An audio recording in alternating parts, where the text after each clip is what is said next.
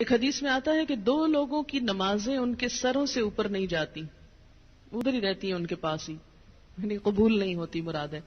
ایک وہ عورت جو اپنے شوہر کی نافرمان ہو، پھر یاد رکھیں وہ شرط کے ساتھ، اللہ کی نافرمانی میں نہیں، اللہ کی فرما برداری میں شوہر کی فرما برداری۔ اللہ تعالیٰ کی ذات اوپر ہے، جو حکم شوہر کا اللہ کی مرضی کے مطابق ہوگا اس کو ماننا، لیکن ایک بات اللہ کی مرضی کے مطابق ہے لیکن شوہر کی بات نہیں مانی جا رہی، تو ایسی عورت کی نماز اس کے سر سے اوپر نہیں جاتی۔ اور دوسرے اس غلام کی نماز جو اپنے آقا سے بھاگ جائے جب تک کہ واپس نہ آ جائے۔ ایک اور حدیث میں آتا ہے عورت شوہر کے معاملے میں کسی دوسرے کی بات نہ مانے، کسی دوسرے کی، حتیٰ کہ پیرنٹس کی بھی۔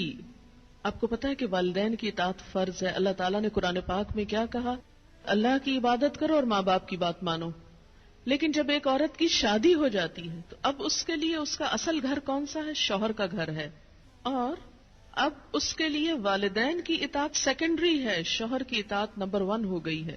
پہلے والدین اس کی کفالت کر رہے تھے، اب شوہر اس کی کفالت کر رہا ہے۔ اب ایک نیا گھر بن رہا ہے۔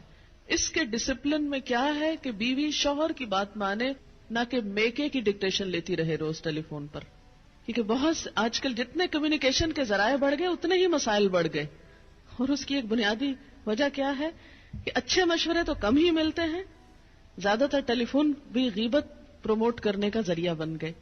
ایک دفعہ عورت ہو کے آتی ہے میکے سے تو موڈ بدلا ہوا ہوتا ہے۔ تو ایسی صورت میں اصل حکم کیا ہے کہ شوہر زیادہ اہم ہے۔ اب اس کی بات مانی۔ اور یہ کیوں اتنا سخت ڈسپلن رکھا گیا؟ کیونکہ جب تک ایک عورت کی وفاداری اس کے اپنے گھر سے نہیں ہوگی، گھر نہیں بنے گا۔ وہ بات میں ادھر بھاگی جا رہی ہے، یہ گھر خراب ہو رہا ہے۔ اب اس کی اہمیت، اس کی زیادہ اہم ڈیوٹی کیا ہے کہ اب وہ نئے گھر کی تعمیر کرے، اس لیے کہ شوہر نے مہر بھی دیا ہے، گھر دیا ہے، سب ضروریات پوری کر رہا ہے۔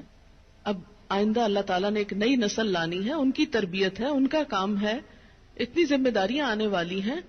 اب چھوڑو دھیان پیچھے کا، اب آگے کا سوچو، قدموا لانفسکم۔